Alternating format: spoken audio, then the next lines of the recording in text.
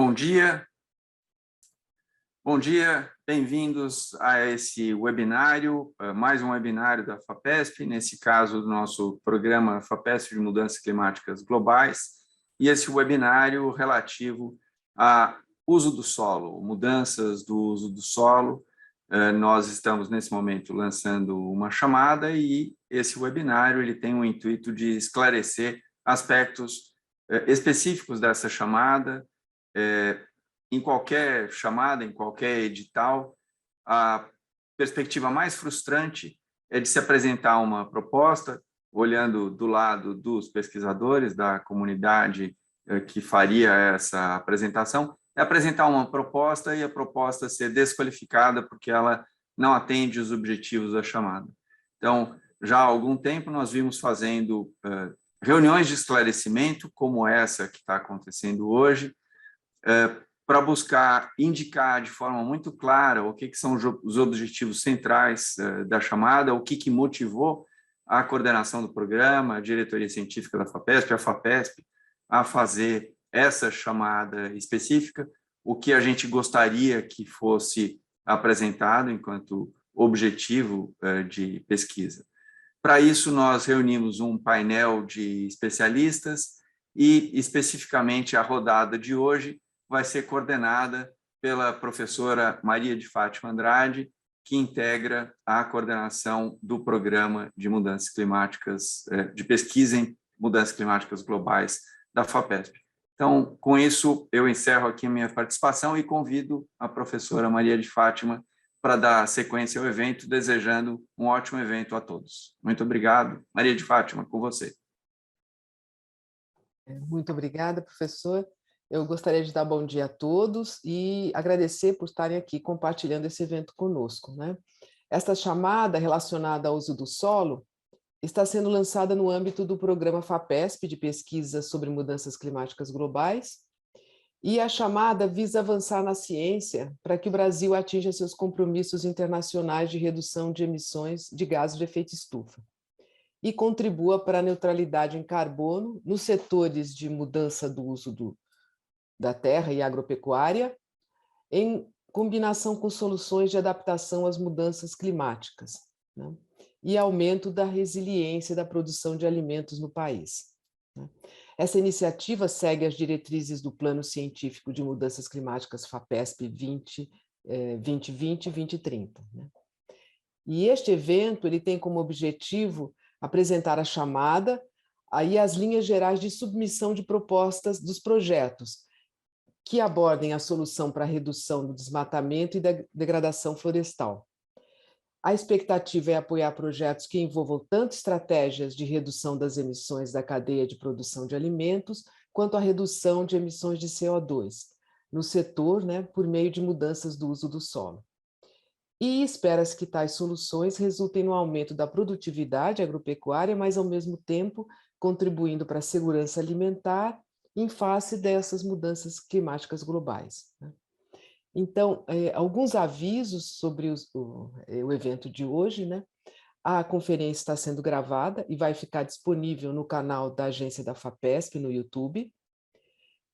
Todos podem participar enviando suas perguntas pelo botão de Questions and Answers, o Q&A, que fica localizado no canto inferior da plataforma. Então, por favor, enviem suas perguntas, é muito importante, porque assim podem esclarecer quanto às dúvidas, quanto à chamada e agilizar o processo depois de preparação das propostas, né? Porque a gente sempre tem muitas dúvidas quando elabora uma proposta para a FAPESP, então a gente já pode antecipar essas dúvidas e já né, ter resposta agora, né? E essas perguntas vão ser respondidas durante o evento. Neste evento, a gente vai ter vários pesquisadores que a apresentação já vai servir como motivação para a submissão de propostas, né? Eu gostaria de apresentá-los, os pesquisadores convidados hoje. A gente tem, para iniciar, a professora Patrícia Morelato, que ela é membro do programa FAPESP de Mudanças Climáticas Globais e é professora do Departamento de Biodiversidade da Unesp de Rio Claro. Em seguida, o professor Luiz Aragão, que é do Instituto Nacional de Pesquisas Espaciais, o INPE, seguido pelo professor Eduardo a SAD, que é da Fundação Getúlio Vargas, e Centro de Pesquisas Meteorológicas e Climáticas Aplicadas à Agricultura. Depois a gente terá uma apresentação que aí é da gerência de processos, dos processos científicos, a Michele Florian, que vai poder esclarecer essas dúvidas mais específicas com relação à metodologia de submissão das propostas, e depois a sessão de perguntas e respostas. Então, por favor, aí já vão anotando as questões e já podem colocar aqui no Questions and Answers. Eu agradeço a todos, e aí eu peço, então, para a professora Patrícia Morelato iniciar a sua apresentação. Bom dia a todos e todas. Muito obrigada, Fátima. Eu vou compartilhar aqui a minha apresentação com vocês. Eu vou falar bem...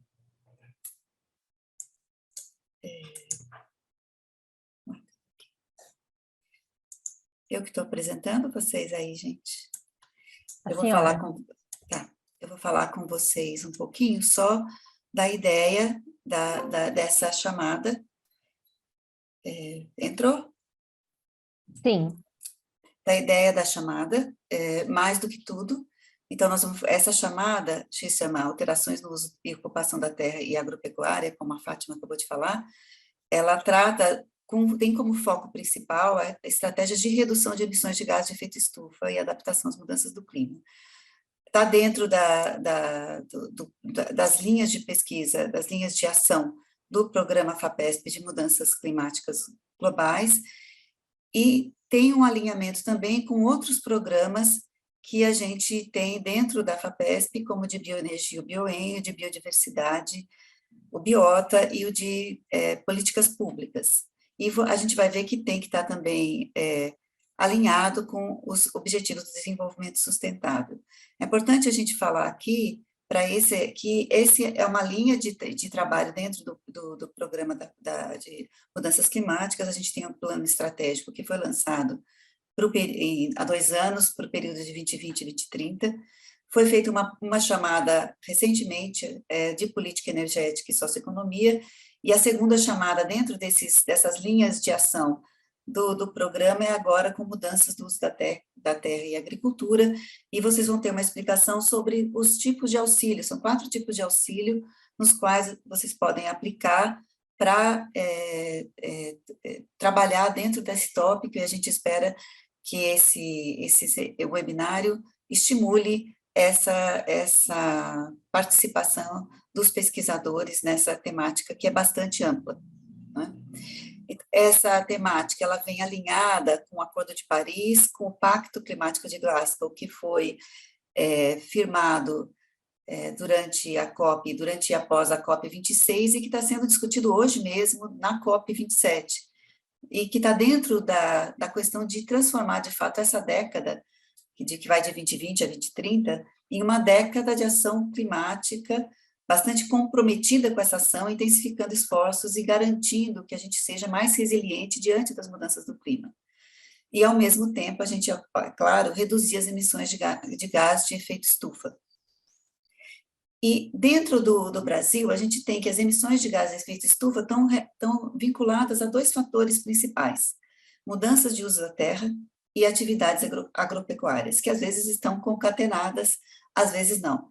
Então, se a gente pegar um exemplo, em 2021, 46% das emissões que a gente teve de gases de efeito estufa tiveram origem em mudanças do uso da terra. Então, vamos falar de desflorestar, por exemplo, a remoção de florestas ou degradação de florestas. E 27% dessas emissões estavam mais diretamente ligadas à emissão de agropecuária. Então, nós temos um país que produz alimento e ao mesmo que tem uma grande área de vegetação nativa, de reservas de floresta, cerrado, e que, no entanto, a degradação desses sistemas, ou talvez uma melhor adequação da agropecuária, está levando a gente a ser um emissor exatamente nos setores em que a gente devia estar liderando do outro lado, né, uma conservação dessas emissões e redução. Então, esse é o campo que o Brasil tem que atuar, e a ideia da FAPESP é tentar trazer soluções e pesquisas nesse sentido. E nós temos dois pesquisadores que vão falar sobre isso. Um vai falar mais sobre a questão das mudanças do uso da terra, e outro que vai falar mais sobre a questão das atividades agropecuárias. Então, o professor Assad, das agropecuárias, e o pesquisador Luiz Aragão, do INPE, sobre as questões das mudanças do uso da terra. É importante que, então, vocês pensem que a gente quer fomentar pesquisas que abordem soluções para a redução do desmatamento, da degradação florestal, em todos os biomas. E essas soluções, embora aqui a chamada está focada na adaptação, isso não quer dizer que ela exclua a mitigação. E desenvolvimento de estratégias, então, que vão aumentar essa produtividade agrícola, aumentando a segurança alimentar e nutricional do país, mas pensando na redução de emissões e num sistema com maior justiça social. Então, as soluções que fomentem também melhor integração social e justiça social dentro desses dois grandes linhas, né, que é a mudança de uso da terra e a agricultura, são de especial importância e relevância dentro dessa chamada. Essa conexão vai ser bastante bem-vinda, né? Assim como também é interessante a gente pensar nos fatores históricos que levam a gente a ter o modelo que a gente tem hoje tanto de uso da terra como agrícola, e qual seria o modelo que a gente gostaria de ter para o futuro. Isso é muito importante, que os cientistas ajudem para a gente ter soluções baseadas em ciência para essa questão que é tão importante para o Brasil. Hoje nós estamos tendo a COP até o final da semana que vem, e essas questões estão sendo discutidas lá também, e a gente quer que a pesquisa seja trazida, traga soluções, não só para o estado de São Paulo, mas para o Brasil nesse sentido. Essas pesquisas, a gente espera que estejam bastante alinhadas com a questão de erradicação da pobreza, fome zero e igualdade de gênero dentro dos objetivos de desenvolvimento sustentável. Mas é claro que ela está relacionada, é óbvio, que ao objetivo 13, que é o combate às alterações climáticas, e sempre vai estar alinhado com a vida na Terra, porque essas coisas, a questão da biodiversidade e de mudanças climáticas estão muito associadas com os tópicos aqui apresentados. Então, eu gostaria de desejar aos dois nossos palestrantes, agradecer a vinda deles, desejar uma boa apresentação, e a gente vai ficar esperando as questões que vocês tenham para trazer para a gente sobre essa chamada, que a gente espera que tenha uma excelente participação da comunidade científica. Muito obrigada a todos. E eu passo, então, para a Fátima agora. Muito obrigada, professora Patrícia, pela apresentação da chamada e a apresentação dos detalhes. Gostaria de convidar o professor Luiz Aragão para fazer sua apresentação agora. Obrigada, professor. Obrigado, Fátima. Vou compartilhar minha tela.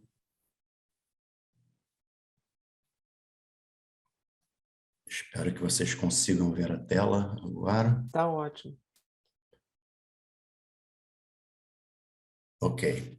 Então, agradeço muito ao convite ao professor Luiz Eugênio Melo, a professora Fátima, Patrícia Morelato e ao professor Paulo Artacho também por me convidarem a participar desse lançamento da chamada FAPESP. Eu acredito que a FAPESP acertou muito no tempo para o lançamento dessa chamada com esse webinário durante a COP27. É um tema bastante inovador, com muitas oportunidades para o país, né? Nós temos, como falado pela professora Patrícia, que o Brasil é um grande emissor de gases de efeito estufa, principalmente na área das mudanças do uso da terra e relacionados à agricultura, somando mais de 70% dessas emissões nacionais, e são setores que deveriam ser manejados adequadamente para a redução dessas emissões e, com isso, abrindo espaço para que nós pudéssemos, então, avançar em outros setores que requerem, muitas vezes, emissões um pouco mais elevadas. Então, para isso, eu gostaria de colocar algumas visões e pensamentos de que essa chamada, eu acho que ela traz uma oportunidade para a concatenação de um planejamento estratégico para a gestão integrada de uso do solo no país, sendo sendo este planejamento um novo paradigma para proposições de soluções sustentáveis em ciência e tecnologia e uma oportunidade para resgatar a relevância global do país nas questões climáticas e ambientais. Inicialmente, eu coloco rapidamente essa questão do novo paradigma que o mundo enfrenta. Nós precisamos estabilizar o planeta em termos climáticos e, como foi colocado, né, a chamada ela é focada na ação climática, mas todas essas metas dos objetivos sustentáveis, de desenvolvimento sustentável, eles passam necessariamente por soluções de mitigação e adaptação às mudanças climáticas. E o ponto base para que nós consigamos atingir esses objetivos é realmente ser capaz de implementar uma gestão desse uso da terra que considere a interação entre os capitais ambientais, sociais e econômicos, que é a base para o desenvolvimento sustentável, adotado tanto pela ONU como pela Organização para a Cooperação e Desenvolvimento Econômico, a OCDE, que o Brasil almeja, né, fazer parte desse grupo seleto de países. É importante, quando nós pensamos nisso, saber quais são os problemas que nós temos em relação às mudanças climáticas e mudanças do uso da terra para sermos capazes de propor soluções. Aqui são alguns exemplos de estudos, né, que já demonstram que o país ele vem sofrendo consequências das mudanças climáticas, né, com alterações negativas em variáveis climáticas, como redução de chuva em algumas regiões, aumento do déficit de pressão de vapor, aumento de temperatura, que comprometem o funcionamento dos ecossistemas e também comprometem a produtividade agrícola. Sabemos que, na figura do meio, né, o aumento de temperatura máxima da Terra, passando de 32 graus, teremos perda da biomassa florestal nessas áreas mais em vermelho. E isso acarreta num aumento de emissões também decorrentes diretamente da mudança climática e o aumento de material passível de ser queimado durante eventos de queimada, muito comum nessa região amazônica, na região do Cerrado e alguns outros ambientes naturais que temos no país. E já foi demonstrado, né, no painel da direita, que o clima sozinho ele deve aumentar entre 7% e 30% a probabilidade de incêndios, principalmente na região amazônica, onde foi focado esse estudo. Mas quando o clima é conectado às ações humanas de uso da terra nessas regiões, o efeito ele é muito maior, podendo, então, gerar aumento de queimadas entre 10% e 70% no cenário mais pessimista. Então, a notícia boa desse resultado é de que, manejando o uso da terra nos nossos ambientes naturais, nós conseguimos, então, reduzir muito o risco de fatores que podem comprometer a estabilidade dos estoques de carbono. E, para isso, a professora Patrícia também muito bem colocou, né, que a gente precisa repensar, aqui eu coloco sobre a Amazônia, mas a gente precisa repensar o nosso território nacional para controlar a perda de vegetação nativa, restaurar esse ambiente e ter, então, uma estabilidade ecossistêmica capaz de manter a nossa produtividade agrícola, né? Isso é crítico para nossas contribuições nacionalmente determinadas que foram propostas aí durante o Acordo de Paris, né? E são oportunidades que trazem, são temas que trazem oportunidades para avançar no monitoramento, em como nós reportamos e verificamos essas emissões, a restauração e conservação desse sistema e proposição de soluções socioeconômicas ambientais que sejam integradas. Eu coloco um exemplo aqui do dado do PRODES, mostrando a redução do desmatamento até 2012 e o aumento subsequente. O meu ponto aqui é o seguinte: em 2022, nós estamos aqui nessa parte da curva. Ano passado, tivemos 13 mil quilômetros quadrados de desmatamento. Nós tínhamos uma meta para 2020 de chegar a 4 mil quilômetros por ano de desmatamento aqui para a região amazônica. Mas não conseguimos atingir. Tem o plano Amazônia 21-22 atualmente, que a meta era cerca de 8 mil e pouco. Nós também não estamos atingindo esse valor, mas propomos na COP de reduzir o desmatamento até 2028 com essa tendência da linha verde.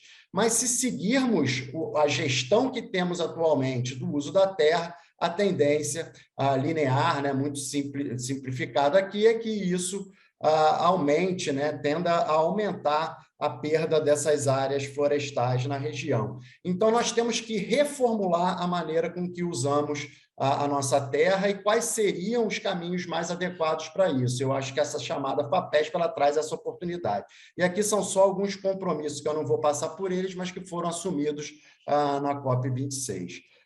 Então, o papel da ciência aqui é gerar esse conhecimento para informar a sociedade e buscar esses caminhos seguros. É claro que o desmatamento amazônico já foi comprovado em diversos estudos. Aqui eu coloco um dos exemplos, aqui é um modelo do professor Britaldo Soares Filho, de projeção do desmatamento, e aqui um outro modelo do Dominique Spracklin, mostrando que o aumento do desmatamento no meio do século pode causar até 40% de redução de chuva nessa região. Não só a área total do desmatamento pode afetar o clima, mas a maneira com que desmatamos, né? A configuração do desmatamento também pode causar a redução da evapotranspiração, ou seja, aquela quantidade de água que é emitida e gera chuvas na Amazônia, aumento de temperatura, e o que percebemos é que as modificações negativas, elas são muito maiores em áreas que são desmatadas em larga escala do que áreas que são desmatadas em menor escala. Então, tudo isso são questões que devem ser pensadas para que possamos avançar. E por que devemos pensar nisso? Porque o Brasil é um grande exportador de commodities. Aqui eu tenho, o professor Assad pode posteriormente falar muito melhor do que eu, mas nós temos a área plantada de soja no país, cerca de 35 milhões de hectares, aqui o dado do IBGE, e, como percebemos no slide anterior, aquela redução de chuva é exatamente na região mais produtora de soja do país. Quando olhamos dados do Ministério da Economia, nós percebemos que a economia brasileira ela é dependente dessas commodities agrícolas, né, que contribuem com cerca de 40% a 50% desse valor de exportações para o país. Então, nós ganhamos muito e temos que preservar essa produtividade. Só que temos uma área que é o dobro dessa área de soja de pastagens degradadas no país, que não justificam o desmatamento nas regiões naturais. E essas áreas de pastagem degradada, na verdade, na minha visão, é onde estão as oportunidades, né, para avançar na produtividade agrícola da região, buscar soluções, por exemplo, relacionadas às culturas energéticas, reflorestamentos, né, e recuperação de áreas degradadas com vegetação nativa, tudo isso passível de ser, né, estudado e buscando soluções dentro de propostas da FAPESP como essa. Então, para finalizar, eu gostaria de colocar que, apesar de todas as dificuldades, o cenário ele me parece muito favorável para avançarmos e liderarmos o mundo rumo a esse desenvolvimento sustentável. Né? Na COP26 foram colocadas várias promessas, a União Europeia colocou aí, se comprometeu com 12 bilhões de dólares, né, para apoiar o fim do desmatamento até 2030. O Fundo Amazônia está sendo reativado, né, passível de recebimento desses recursos. Existem várias instituições privadas que estão colocando, que se comprometeram a colocar recursos para projetos, né, nessas linhas, né? Isso alinha-se com políticas nacionais de pagamento por serviços ambientais, o Plano de Agricultura de Baixo Carbono, Estratégia Nacional para Redução de Emissões por Desmatamento e Degradação Florestal, que devem ser melhorados e devem ser melhor regulamentados por meio de políticas públicas que podem ser, então, suportadas pelas pesquisas científicas que são realizadas. Várias instituições, bancos, nós temos o BNDES, temos o Banco Central do Brasil, todos apostando em investimentos verde, para a liberação de créditos agrícolas, por exemplo, e essas entidades necessitam de apoio científico e plataformas que demonstrem a performance dessas áreas em relação à preservação ambiental, à redução de emissão de carbono e gases de efeito estufa. E, finalmente, o último slide, existe uma oportunidade muito grande em relação às emissões de carbono relacionadas a atividades de REDD+. E o país já foi beneficiado com recursos pelo Fundo Amazônia, mas atualmente existe ainda uma possibilidade, né, de submissões subnacionais que geram outras oportunidades e necessidades científicas, porque precisamos de um alinhamento entre as submissões nacionais e subnacionais. Então, com isso, eu agradeço muito, espero ter elucidado alguns pontos que podem ser interessantes para a chamada e agradeço muito, estou à disposição para responder as perguntas. Muito obrigado. Muito obrigada, professor. Professor, foi excelente sua apresentação, colocando aí várias questões sobre a pressão climática na Amazônia, as terras, e ao mesmo tempo aproveitamento de terras de áreas degradadas, né? Agradeço muito essa colocação, né, do problema, e agora eu convido, então, o professor Eduardo Assad, né, para fazer a sua apresentação. Ok, muito obrigado a todos. Vamos tentar fazer a nossa apresentação aqui. Espero que tudo dê certo. Agradeço o convite da FAPESP. Agradeço os entendimentos que a gente tem feito aí nos últimos, pelo menos 15 anos, né, sobre essa questão do gás de efeito estufa, como é que essas coisas têm funcionado, e a agricultura brasileira. Deixa eu fazer aqui o share screen, porque eu não posso entrar porque tem alguém usando o compartilhamento. Professor, eu estou compartilhando para o senhor. Pode seguir adiante. Então você está com a minha Estou com a sua tela aberta, sim. Então tá bom. Então tá, vamos lá. A ideia, então, é apresentar para vocês alguma coisa que possa contribuir para as propostas de alteração de uso e ocupação de terra na agropecuária. É preciso que a gente diga algumas coisas importantes com relação a isso. No último inventário oficial de gás de efeito estufa, apesar de termos uma emissão muito forte, você tem, no segmento agropecuário, você tem um aumento nos últimos 10 anos de 6% das emissões. Então, quer dizer, a emissão aumentou, mas a produtividade aumentou muito também. Então, quando você olha, por exemplo, a mudança de uso de solo, isso foi estratosférico, por conta do desmatamento que nós temos aí. E algumas coisas já são reflexo dessas estratégias que nós temos de redução dessas emissões e tentativa de mudança de uso do solo. Vamos tentar ver o próximo slide, para a gente tentar entender um pouco o que está acontecendo. Nós somos muito bons em fazer diagnósticos, né? Então, essa aqui a pesquisa faz diagnósticos precisos, apresenta soluções muito boas, mas na hora de colocar isso no campo fica complicado. A gente ainda precisa aprender um pouco mais a fazer isso. Mas se vocês olharem esse mapa aí e lembrarem do que aconteceu há 2 semanas atrás, vocês vão ver uma semelhança enorme entre esse mapa e o mapa das eleições, não é? Onde você tem, nessa região verde, o agronegócio pujante das commodities, o agronegócio que movimenta aí 1 trilhão e 300 milhões de reais por ano, e na área marrom, nós temos aquelas áreas que a produção é menor. Então, veja só, quando a gente faz uma relação entre a produção e a remuneração média dos trabalhadores rurais nessas regiões, olha que coisa interessante, no Mato Grosso é de 186%, enquanto que na Bahia é 48%.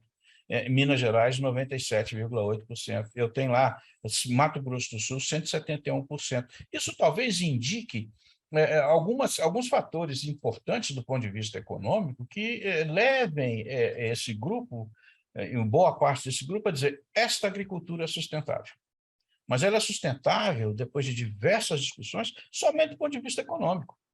Ela é sustentável do ponto de vista econômico, porque do ponto de vista ambiental, do ponto de vista territorial, do ponto de vista tecnológico, nós temos diferenças enormes. E se essa tecnologia que está nessa área verde é tão boa assim, por que ela não está na área marrom? O que está acontecendo? Então, vocês têm aqui, por exemplo, Mato Grosso, uma remuneração média de R$ 3.070 por trabalhador rural. Enquanto que você vem para a Bahia, e na Bahia você vai ver lá algo próximo de R$ 792. 3 vezes menos, 4 vezes menos. Então, essa coisa que a gente precisa ver e como é que nós podemos fazer com que as mudanças climáticas e a mudança de uso do solo e as tecnologias utilizadas joguem a nosso favor. O próximo slide, ele vai apresentar um pouco essa distribuição por remuneração média. É o mesmo mapa, a mesma situação do outro, onde você tem verde escuro, alta remuneração, e verde claro, baixa remuneração. E aí vem a pergunta, o Luiz acabou de falar, não, a agricultura ABC é super importante, a gente está desde o início da formulação da política de agricultura ABC. Onde é que ela está sendo aplicada? Quem está tendo acesso a esse tipo de recurso? Essa área verde escura. A área verde clara não está tendo acesso a isso, muito pouco acesso. Nós fizemos uma política pública que era para melhorar o que está ruim, e essa política pública está favorecendo o que está bom. Então, essas coisas que a gente precisa entender melhor e ver como é que a gente pode municiar essas regiões mais claras e com menor rentabilidade, menor renda para o agricultor, como é que a pesquisa pode ajudar a buscar soluções tecnológicas que sejam mais adaptadas para essa região.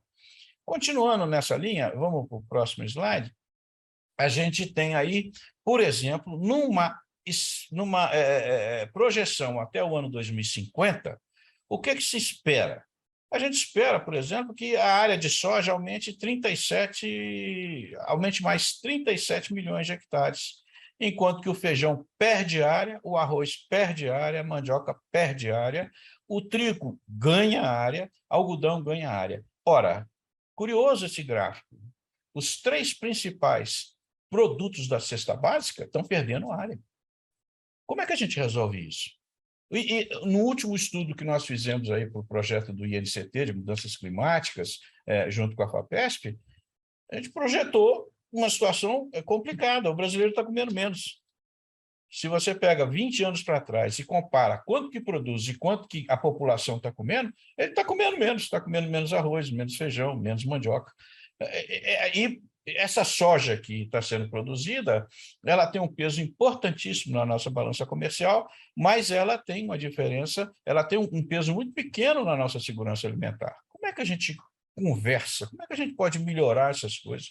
Como é que nós podemos fazer com que essa oportunidade que esses problemas das mudanças climáticas nos trazem para poder resolver essa disparidade enorme, tanto do ponto de vista de produção agrícola, quanto do ponto de vista de prioridade de produção de alimentos. Eu não consigo entender, não entra na minha cabeça, e a gente tenta discutir isso em vários locais, um país que é o segundo maior exportador de alimento do mundo tem 33 milhões de famintos. E aí, quando você olha um gráfico desse, mas como é que é isso? Então, tem menos arroz, tem menos feijão, tem menos mandioca e tem muita soja exportada. Então, essas commodities precisam, talvez, equilíbrio de balança, né? Precisa talvez retribuir essa quantidade de dinheiro que se ganha, e eu não sei se vocês sabem o volume disso, mas é algo próximo de 1 trilhão e 300 milhões de reais por ano. Por ano. E a gente tentar reinvestir parte disso, não precisa ser tudo, em pesquisa, e parte disso para solucionar esse problema de abastecimento do Brasil, principalmente para as populações de baixa renda que estão naquela região do mapa que eu mostrei para vocês. Próximo, por favor. Então, até 2050, a necessidade de acomodar uma expansão, isso é uma projeção que a gente fez lá na GV, de 45 milhões de hectares de lavoura. Então, para a gente poder crescer, a gente vai ter que acomodar uma expansão de cerca de 45 milhões. Essa expansão vai principalmente atingir, como eu mostrei, 37 milhões de hectares de soja, 6 de milho. Qual o reflexo disso? Nós podemos ter uma produção de grãos de 535 milhões de toneladas em 2050 e uma área plantada de 111 milhões de hectares.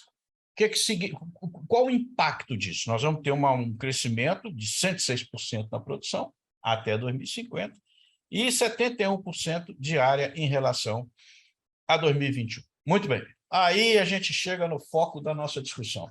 Quer dizer, então, que nós vamos ter que aumentar 45 milhões de hectares em lavoura? Vamos ter que desmatar tudo isso? Não, não. Esse é o pensamento conservador e esse é o pensamento daqueles que acham que o Brasil ainda precisa de expansão de área para a produção agrícola. E isso auxilia muito a especulação imobiliária nessas regiões de expansão, de fronteira de expansão agrícola. Nós somos de 46 milhões de hectares de área em lavoura. Quantos hectares nós temos de pastos degradados? 60 milhões. 60 milhões de pastos degradados. Quantos milhões de hectares nós temos com produção de milho e soja? Não chega a 60 milhões. 65, 70, 65 milhões de hectares. Ora, um trabalho de mudança de uso do solo e de mudança de manejo desse solo, você dobra essa produção. Esse cálculo de 535 milhões de toneladas, a gente chegou nesse número na FGV há 5, 6 anos atrás, numa tese que foi defendida lá, onde a gente falou, podemos chegar a 600 milhões de toneladas no ano de 2050, sem desmatar. E isso significa mudança, uma mudança de uso do solo, uma mudança de metodologia, uma mudança de manejo.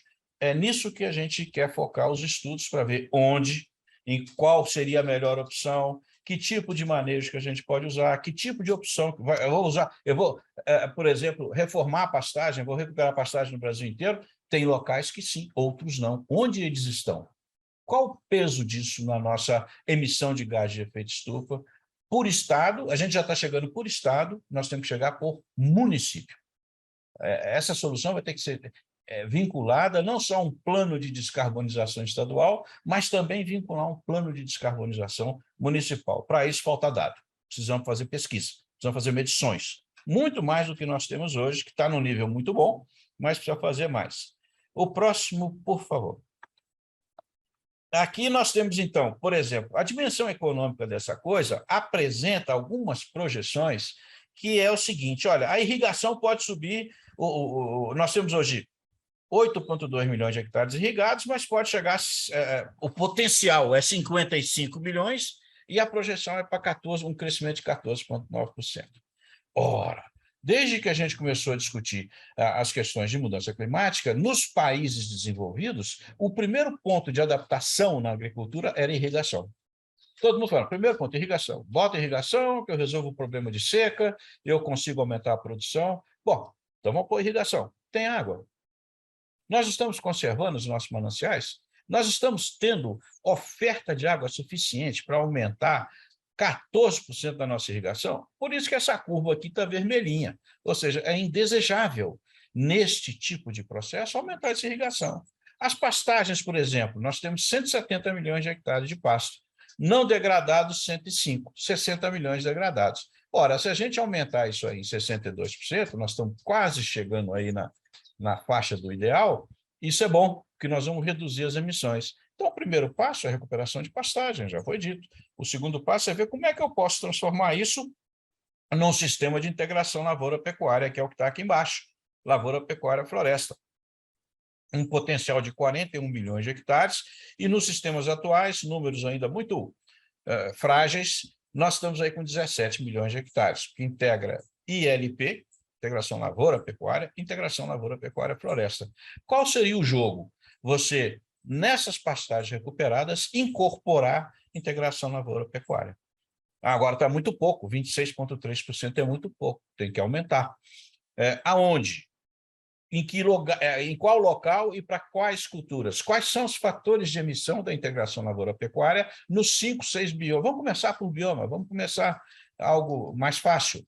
Nos 5 biomas brasileiros, quais são os fatores de emissão de remoção e também de remoção quando eu utilizo esse sistema de produção? Nós temos um número. Por enquanto, nós temos um número. Nós temos que avançar para 5 números, ou 6, por bioma. E, quem sabe, nos próximos anos, e um incentivo à pesquisa, 26 números, um por estado. Aí nós vamos dizer para cada estado qual vai ser o peso da remoção de um sistema como esse, porque ele remove. Esse sistema é muito bom, ele remove. No nosso balanço de gás de efeito estufa.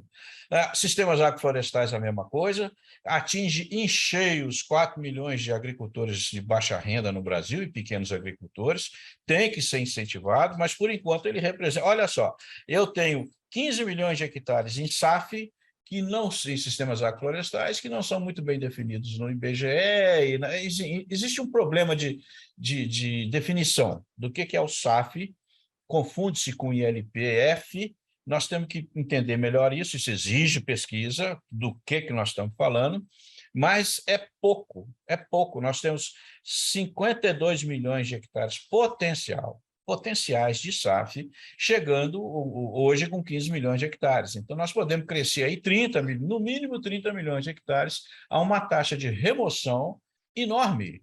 Enorme, é algo enorme, é muito maior do que a remoção das pastagens degradadas. Enquanto numa pastagem degradada, estou falando em 0,5 tonelada de carbono por hectare ano, uma pastagem recuperada, 0,5 tonelada de carbono por hectare ano, no sistema SAF eu passo de 5, 6 toneladas de remoção.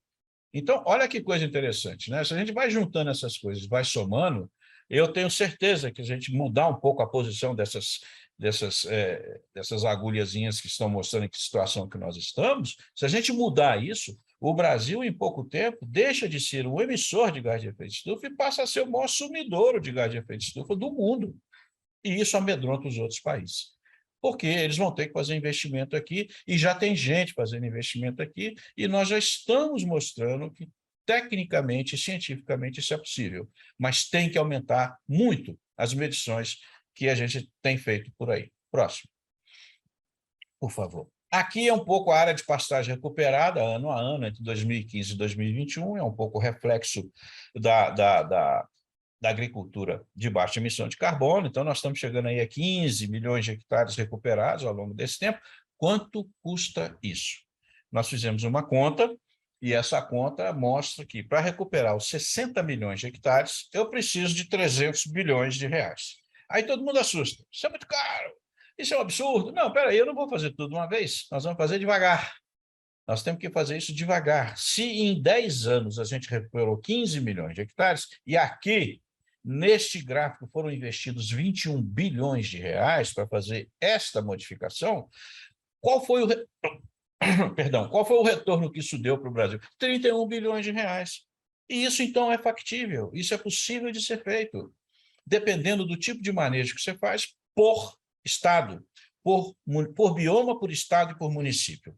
É rentável, dá certo e coloca a gente numa posição muito interessante em termos de discussão de mercado de carbono. Problema, eu soltei um número para vocês aí, que a melhoria do pasto traz uma remoção de 0,5 tonelada de carbono por hectare ano. Isso é um número para um país que tem 8.500.000 km². Não pode ser assim. Nós temos que fazer medições, nós temos que verificar quanto que remove em cada bioma, em cada estado, em cada tipo de solo, nas condições de manejo, para cada tipo de forrageira, a gente sabe que remove. Mas os dados que nós temos hoje, que vêm de mais ou menos 400 e poucas publicações científicas, indicam algo próximo de 0,5 tonelada. Mas a grande maioria no Cerrado, a grande maioria Cerrado e Amazônia, um pouco no sul do Brasil. Precisamos ampliar demais esse tipo de pesquisa, porque no momento que a gente quiser entrar no mercado de carbono e falarmos que remove 0,5, 0,6, 0,7 toneladas de carbono por hectare, este valor vai ser auditado. E, ao ser auditado, nós temos que provar como é que nós chegamos nesse número e qual foi a base científica que nos levou a chegar a esse número. Uma parte, e a metodologia está relativamente avançada. Temos que avançar mais ainda, no caso aqui, da pastagem recuperada. Não vou nem falar do integração lavoura-pecuária e lavoura-pecuária-floresta, que a gente está engatinhando. A gente sabe que é muito bom, mas em termos numéricos e quantitativos, temos que melhorar muito as pesquisas nessas áreas. Vamos para frente, por favor. Próximo. Esse aqui com ILPF, Integração Lavoura-Pecuária, ano a ano, até 2021. Esse número é um número frágil. Outra coisa importante na pesquisa, como é que eu faço para tirar a fragilidade desse número? Eu vou ter que usar técnicas de sensoramento remoto mais precisas, eu vou ter que identificar isso no pasto, eu vou ter que buscar assinatura espectral dessas coberturas que têm diversos tipos de árvores no sistema. A gente sabe um pouco o que tem que ser feito, mas temos que melhorar isso e fazer mais pesquisa para identificar quais são aquelas áreas que deixaram de ter pasto degradado e viraram, por exemplo, integração lavoura-pecuária. E isso vai dando robustez ao nosso inventário de gás de efeito estufa. Próximo. Aqui é a área de floresta plantada, outro ponto que nós estamos trabalhando. Existem aí diversos estudos mostrando que, com as opções e com as tendências da mudança climática, fazer florestas plantadas com alta produtividade na região centro-oeste, nós vamos ter que sair um pouco daquele binômio lá, pinos e eucalipto. Não vai dar muito certo lá não, mas na região sul, sim. Na região sul, São Paulo, Paraná, Santa Catarina, vai dar muito certo, continua dando muito certo, porque você continua tendo oferta de água, mesmo tendo uma temperatura elevada. Mas quando você sobe para Goiás, Mato Grosso do Sul, nós temos que pensar em outra coisa. Teca, temos que pensar em Paricá, temos que pensar em mogno, enfim, existem mais de 50 espécies florestais que precisam ser colocadas nessas regiões. Aí começa o problema. Qual é o índice médio, né, de crescimento que cada espécie dessa tem? Nós passamos 40 anos estudando pinos e eucalipto. Está na hora de estudar essas outras espécies, apesar de que o setor florestal está bem avançado. Porque o que acontece? No geral, né, naquela questão, eu tenho uma floresta aqui, 40% de cada árvore dessa é carbono. É mesmo? E a teca? E o mulateiro? E o paricá? Quanto que é? Quantas árvores eu boto por hectare? Quais são as questões silviculturais que eu preciso colocar nessas regiões para saber o impacto disso na remoção de gás de efeito estufa? Eucalipto, nós estamos muito bem, obrigado. Pinos, estamos muito bem, obrigado. Mas nessas espécies de vegetais, inclusive as nativas, e hoje já se fala muito no carbono nativo, é um nome que tem surgido por aí, eu estou fazendo recuperação de pastagem ou mantendo no pasto as espécies nativas, piqui, baru e outras espécies como essa, que também servem e têm um auxílio muito grande para a ambiência animal, reduzindo o impacto de ondas de calor na produção pecuária. Olha o leque de opções que nós temos e necessidades de pesquisa que nós temos para discutir melhor essa mudança. Vou fazer ILPF, vai. Então eu vou lá para o centro da Bahia e vou botar eucalipto. Não deu certo, a gente sabe que não deu certo. Tá? Então agora, o que eu vou colocar lá? Ora, comece a estudar as espécies da biodiversidade do semiárido para ver o que você pode colocar ali para criar o seu sistema de produção, integração lavoura, pecuária, floresta ou integração pecuária-floresta. vamos encontrar, mas nós não temos isso na ponta do lápis, não. O Cerrado brasileiro, por exemplo, é uma das regiões que menos oferta de opções de sistema agroflorestais tem. São Paulo tem um monte, bastante opção. O Rio do Sul tem bastante, mas o Cerrado não tem. E 40% da produção agrícola brasileira está ali nessa região do Cerrado brasileiro. Próximo, por favor. Professor Eduardo, temos a questão do tempo. Tá. Puder. Quanto tempo eu tenho? Já passou, né? Já passou, exatamente. Então, tá bom. Estou fechando. Então, aqui é no caso da como é que a gente pode aumentar a produção sem desmatar. Esse é o sistema IRPF. Nós temos aqui a soja, por exemplo. Quando eu faço a soja solteira, eu estou usando 42% do tempo útil da minha fazenda e produzindo 3.600 quilos por hectare. Os outros, as quadradinhos em branco aí estão emitindo. O milho, eu estou produzindo 50%, eu estou com 50% do tempo e produzindo 8.000 quilos por hectare. Quando eu boto soja e milho juntos, eu já estou produzindo eu já estou chegando a quase 10 toneladas por hectare. E quando eu boto soja, milho e pasto, eu tenho as 10 toneladas mais 7 arrobas por hectare. É por isso que a gente diz que se nós transformarmos pasto degradado em sistemas integrados, eu dobro a produção do Brasil. Sem desmutar, sem derrubar mais nada. Virou clichê isso. Não precisa desmatar, não precisa, a gente prova que não precisa. O interessante é que a gente espera que outros grupos aproveitem isso e entendam como é que a gente pode fazer. Tudo isso faz parte dos estudos de mudança de uso do solo e novas tecnologias que a gente pode fazer. Eu paro por aqui e fico pronto aí à disposição para responder as perguntas. Muito obrigada, professor. Obrigada por manter também aí, terminar rápido, manter no tempo e dar tantas sugestões, né, de temas aqui. Eu acho que o pessoal que está assistindo já pode ter aí vários temas para abordar nas suas propostas, né? E agora eu convido, então, a Michele, né, Florian, que é aqui da gerência do processo científico, para falar um pouco sobre a parte mais de submissão de propostas. Obrigada, Michele. Obrigada, professora Fátima. Bom dia a todos. Vou compartilhar a minha apresentação. Vocês estão enxergando? Sim. Sim. Tá. Eu me chamo Michele, eu assessoro alguns programas estratégicos da FAPESP, incluindo o Mudanças Climáticas, e eu vou falar um pouquinho sobre o edital da chamada Uso do Solo, que eu sou a gestora responsável por essa chamada. Vou trazer algumas informações relevantes do edital, tentando diminuir todas as dúvidas que normalmente nós recebemos por e-mail. As modalidades de apoio, as 3 principais que temos na FAPESP, é auxílio à pesquisa regular, jovem pesquisador e projeto temático.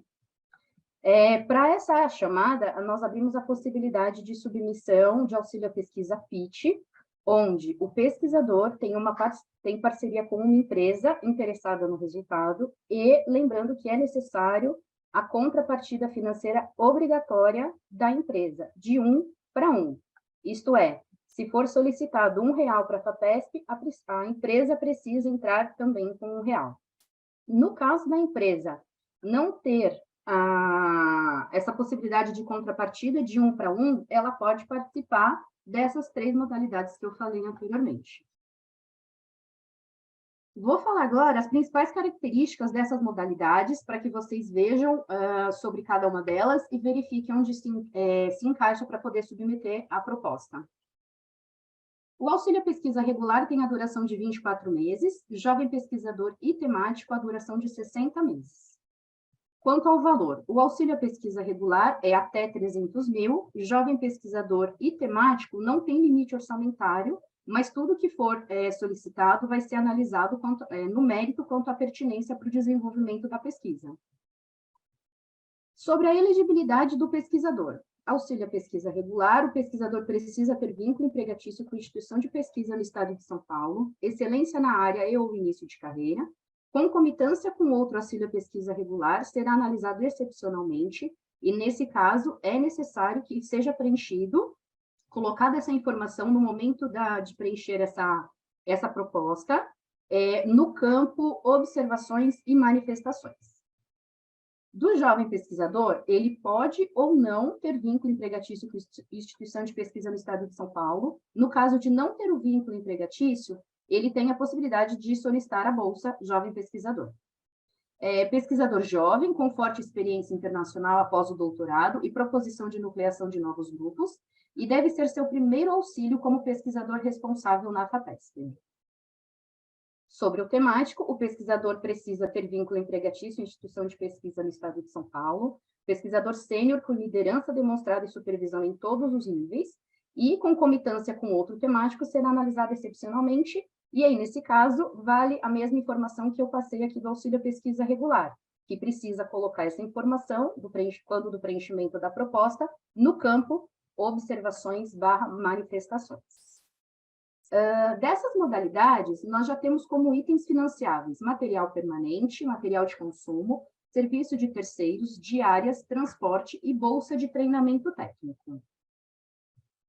Para o jovem pesquisador, tem também as bolsas acadêmicas de iniciação científica, mestrado, doutorado direto, jornalismo científico e ensino público, e também a possibilidade de bolsa jovem pesquisador, se for o caso. No temático, nós temos, além dessas mencionadas antes, bolsas acadêmicas de iniciação científica, doutorado direto, pós-doutorado, jornalismo científico e ensino público. Como excepcionalidade, nós temos para o auxílio à pesquisa regular a possibilidade de solicitação de uma bolsa de pós-doutorado como item orçamentário, e esse valor da bolsa é um valor adicional, além dos 300 mil. Quanto aos prazos, então, nós já tivemos o lançamento da chamada no dia 28 de setembro de 2022. A data limite para submissão é 3 de março de 2023, e a data para divulgação dos resultados é julho do ano que vem. Sobre a preparação da proposta. O projeto ele deve ser preparado de acordo com os roteiros disponíveis no site da FAPESP para a modalidade escolhida, das modalidades que eu já falei anteriormente, de acordo com o item 4.1 da chamada, incluindo os planos de atividade para as bolsas solicitadas. A proposta deve conter um plano de gestão de dados de, no máximo, 2 páginas, conforme descrito no edital da chamada. E sobre os objetivos de desenvolvimento sustentável, como os professores já levantaram anteriormente, é também mencionado nessa chamada no item 3.1. Considerando o atendimento do ODS 13, foco dessa chamada, é desejável igualmente que o ODS 1, erradicação da pobreza, ODS 2, fome zero e agricultura sustentável, e ODS 5, igualdade de gênero, sejam considerados na abordagem das propostas. A submissão ela deve ser feita através do SAGE, até o dia 3 de março de 2023, e escolhendo o seguinte caminho: nova proposta inicial, chamadas vigentes, e aí seleciona a opção que melhor se enquadra, sendo um auxílio à pesquisa regular, jovem pesquisador ou temático, e aí a continuidade para seguir o caminho certo seria essa: mudanças climáticas, uso do solo, chamada de propostas 2022. Então, todas as propostas que forem submetidas utilizando esse caminho serão analisadas no âmbito dessa chamada. Todos os integrantes da proposta devem ter o cadastro no SAGE e precisam dar o aceite no sistema para que façam parte da equipe, e todos os documentos obrigatórios solicitados pelo SAGE devem ser incluídos no preenchimento da proposta. A adesão ao programa Mudanças Climáticas será automática a todos os projetos aprovados no âmbito dessa chamada.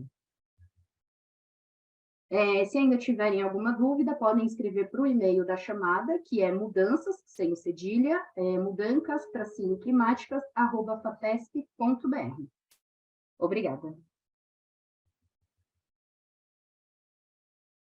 Professora Fátima? Muito obrigada, Michele, por esclarecer, por apresentar tudo tão didaticamente para as propostas. A submissão sempre surgem muitas dúvidas, né? E então, assim, dúvidas mais específicas, por favor, então enviar para esse e-mail, né, das mudanças climáticas, que aí a Michele vai responder, né? Agora eu convido então os pesquisadores, né, o professor Luiz Aragão, a professora Patrícia, né, para ficarem aqui com a gente, né, para as respostas às questões que foram colocadas, né? A gente já tem algumas questões aqui. Eu vou começar com a primeira questão, que é do Juliano Correia, e ele pergunta, né, ele dá um bom dia, né, e ele pergunta quanto às emissões de gases de efeito estufa do manejo de solo brasileiro, quanto que elas representam em porcentagem perante a emissão de gases de efeito estufa pelo uso de petróleo e carvão a nível mundial. Eu não sei quem poderia responder essa pergunta aqui.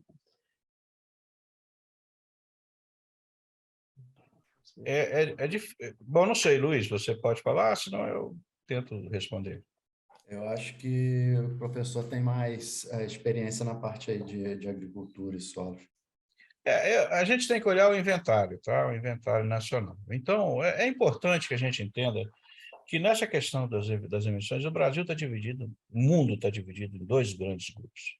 Aquele primeiro grupo que emite 70% das emissões vem de combustíveis fósseis e também vem de carvão, e aí é o mundo desenvolvido, é um mundo que cobra da gente redução de emissão, mas eles fazem pouco para reduzir a emissão deles.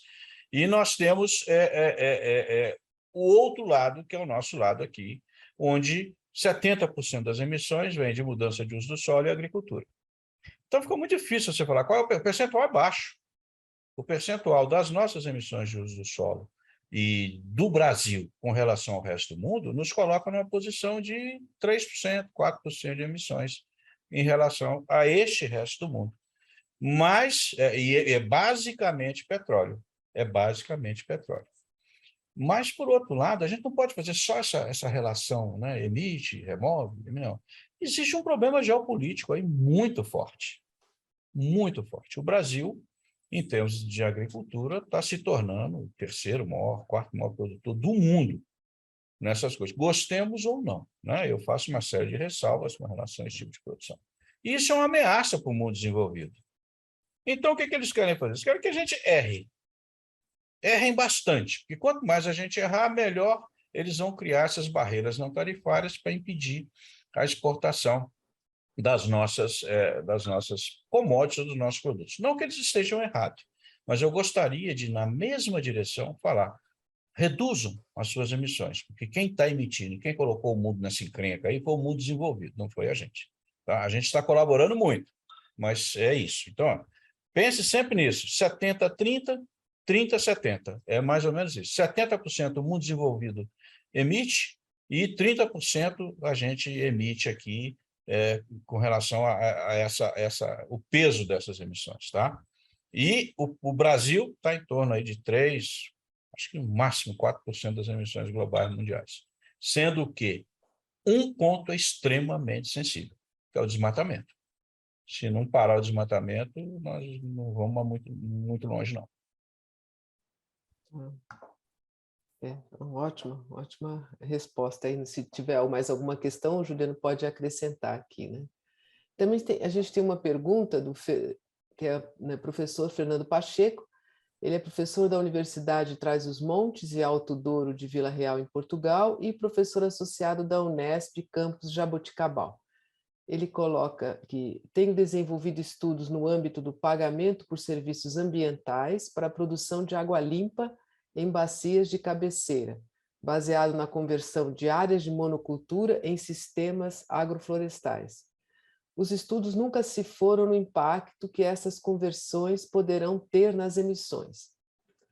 Bom, aí ele coloca, a minha questão é adequado apresentar uma proposta que se foque no nexus segurança hídrica, conversões do uso da terra, aí entre parênteses, monocultura para SAF, redução de emissões?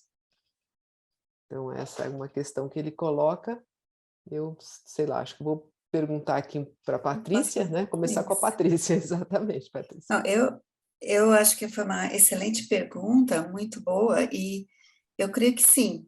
Eu não só creio, eu tenho certeza que seria uma proposta muito bem-vinda. Eu acho que a gente tem, infelizmente, tem pouca análise dessa questão, essa questão do nexo da segurança hídrica e alimentar, que está muito associado, ela não tem sido muito tratada. E a monocultura, da forma como ela tem sido feita no Brasil, ela é uma ameaça à segurança hídrica. Uma das maiores ameaças que a gente tem, e que já devastou muito, e que não se trata disso, você fala, é uma grande commodity, entra dinheiro, mas a gente não está falando disso, é a soja. A soja devastou o cerrado e causa uma insegurança hídrica muito importante, porque o cerrado é uma das áreas, essa área que está o cerrado, que está toda essa agricultura, ele também é uma bacia hidrográfica importantíssima. Então, talvez o professor Assad possa acrescentar, mas então eu acho que a gente precisa de estudos que demonstrem que esse tipo de conversão pode não estar trazendo, pode não estar aumentando as commodities nesse sentido do Brasil, mas ela vai estar melhorando internamente não só a questão da nossa segurança hídrica, mas também trazer muita mais justiça social e bem-estar e comida, porque não adianta, como o professor já falou ali, a Sádio, o Luiz também tocou nesse assunto, a gente está produzindo uma commodity numa quantidade gigantesca e ter mais de 30 milhões de pessoas passando fome e ter o ambiente degradado e produzindo emissões em vez de estar, né, captando ou pelo menos não produzindo. Tá sendo uma... Então, eu acho que esse tipo de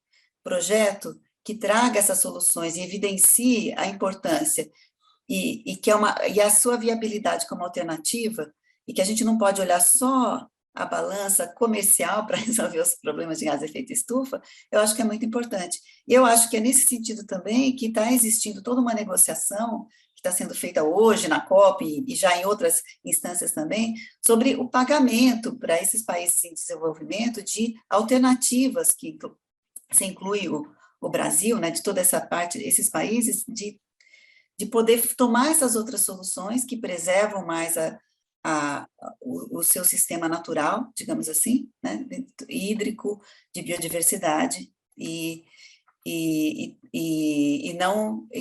eu acho que ele passa por essa questão dessas alternativas dentro dessas propostas. A gente precisa de propostas objetivas, com base científica, para poder negociar e ter mais soluções desse tipo para oferecer para os governos, para a governança do nosso país. Obrigada, Patrícia. Não sei se o professor Eduardo ou o professor Luiz querem Sim. complementar, por favor. Eu gostaria de complementar, porque a gente passou por uma experiência bastante interessante, aplicando o Nexus, na Bacia do São Francisco. Então, a gente fez um trabalho pela Rede Clima, junto com o pessoal da Universidade Federal do Ceará, Universidade de Campina Grande, a Embrapa, Universidade, Instituto Federal de Alagoas, um trabalho enorme sobre segurança hídrica, segurança alimentar, segurança energética. É um trabalho preliminar, bastante prospectivo, e a gente viu que as coisas, obviamente, estão bem interligadas. Então, existe sim um pouco de literatura sobre o assunto no Brasil, até o pessoal lá da Universidade Federal do Ceará acabou de soltar um livro completo sobre isso, bem grande, sobre tudo que foi feito nessa área. Isso é uma coisa. Outra coisa, do ponto de vista de segurança hídrica, a gente tem alguns exemplos que precisam ser ampliados e que a gente repete toda hora. É o exemplo de Extrema, aqui em Minas Gerais, que paga-se pelo serviço ambiental que protege as nascentes, e o foco, o que é? É que não falte água na cantareira.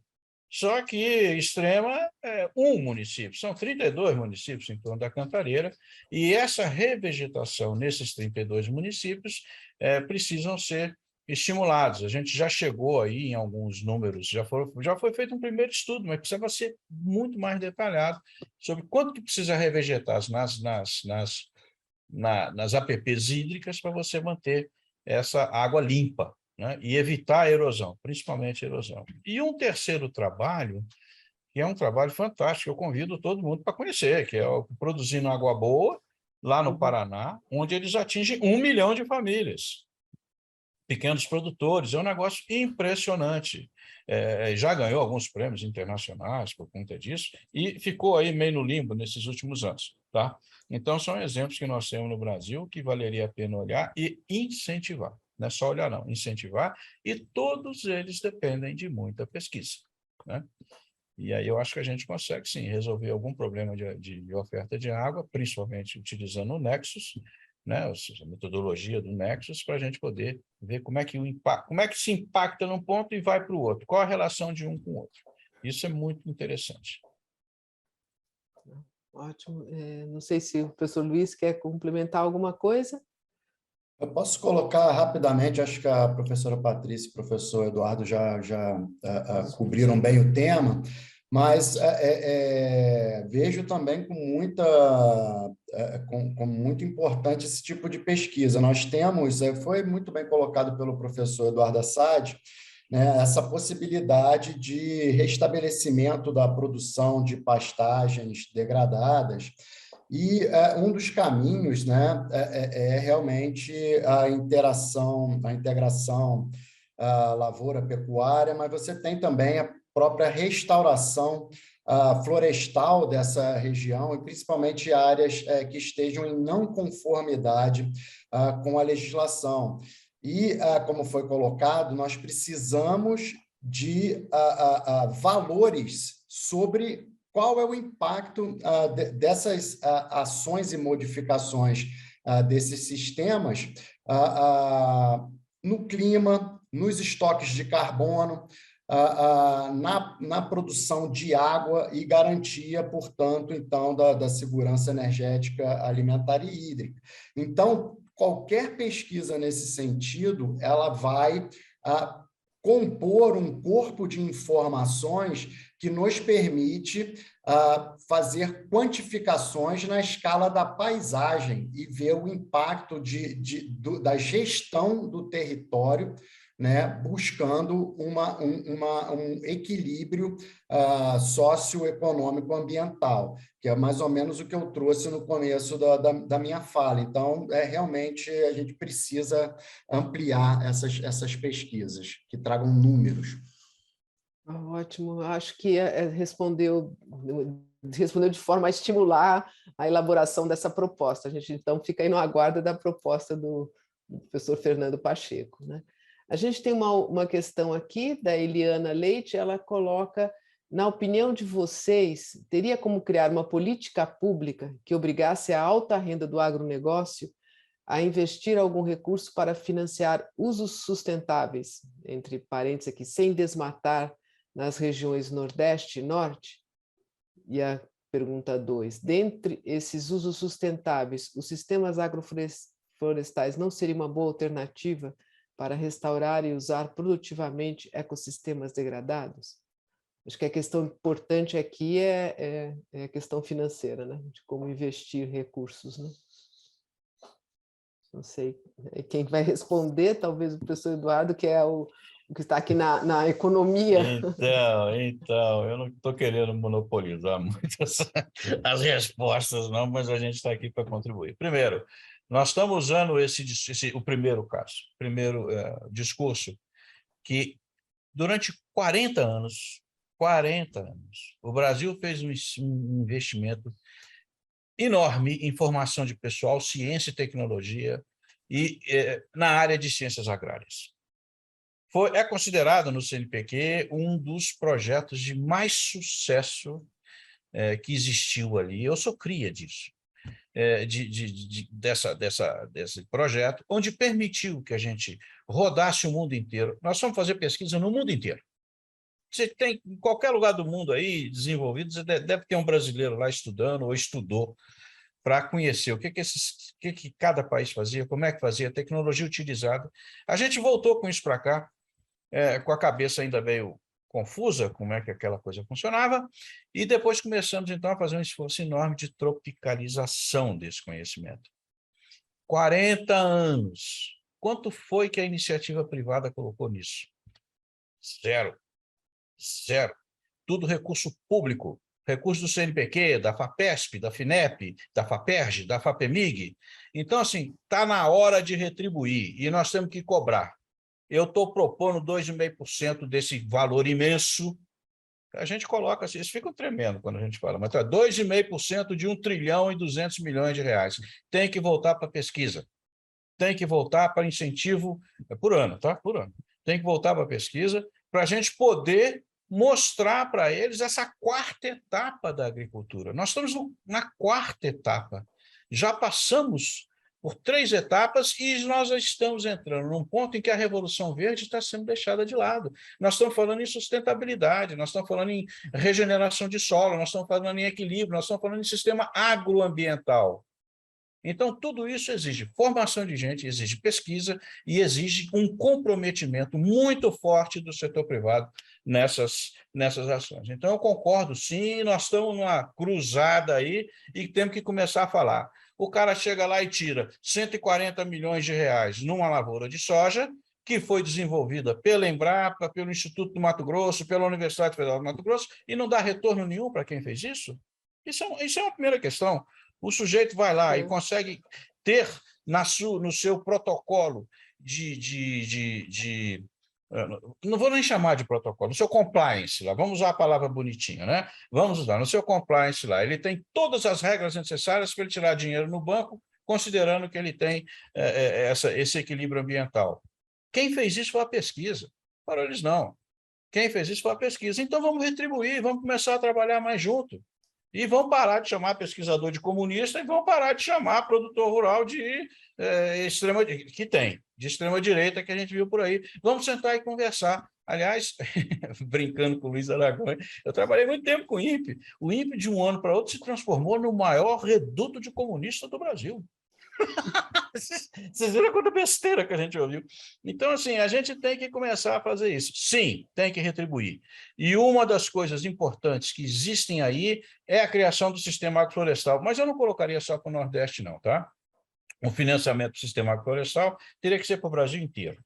Teria que ser para o Brasil inteiro. Então, eu acho que os próximos governos vão ter que chamar esse povo todo para sentar, conversar. Vocês já ficaram muito ricos, já ganharam muito dinheiro, e agora está na hora de retribuir o que nós, cientistas brasileiros, fizemos por esse país. Concordo, muito bem colocado. Não sei se alguém quer complementar, mas acho que tem que... Eu só queria complementar, nessa linha do professor Assad, desculpa, você falou tanto de comunista que eu pensei na Haddad. Mas aí eu só penso assim, que essa produção, tem que pensar nisso, porque existe um acúmulo desordenado de riqueza com falta de justiça. Então, eu entendo o que o professor fala, eu acho que isso tem que ser aplicado no Centro-Oeste também. Não é só no Nordeste. O Centro-Oeste talvez seja o que mais concentra maior área por menor número digamos assim, de donos, e que precisa haver maior justiça. E depois eu acho que podem falar o que falarem, não, existe um débito ambiental desses grandes produtores de monocultura que tem que ser pago. Essa área monótona de produção agrícola, ela impacta socialmente, ela impacta ambientalmente, e ela é mais sensível a mudanças do clima. Então, não existe milagre nisso. Ela não deveria ser nessa extensão e nesse tamanho. Não deveria ser permitido ser assim. Deveria ter uma forma que os cientistas já estão mostrando, e por isso que é importante agora uma chamada como essa, de que existem soluções que passam por a gente fazer uma agricultura menos agressiva para o ambiente, né? Menos monótona. Esse sistema tem que mudar, né? Então, acho que essa inovação pode vir, com certeza, de pesquisas, tanto como a que o Luiz mostrou, que eu espero que ele vá comentar, como a que o professor está mostrando também, professor, né? Então, eu acho que tem que ter, a gente tem que mudar, tem que ser um outro paradigma agora, e quem ganhou tem que também investir agora e pôr dinheiro nisso, e ajudar a recompor aquilo também que degradou devido a essa exploração. Então, a gente tem que achar um equilíbrio, porque o mundo precisa, não é só para a gente, é para as futuras gerações. O professor Luiz, acho que está... Excelente. Eu acho que a fala do professor Assad realmente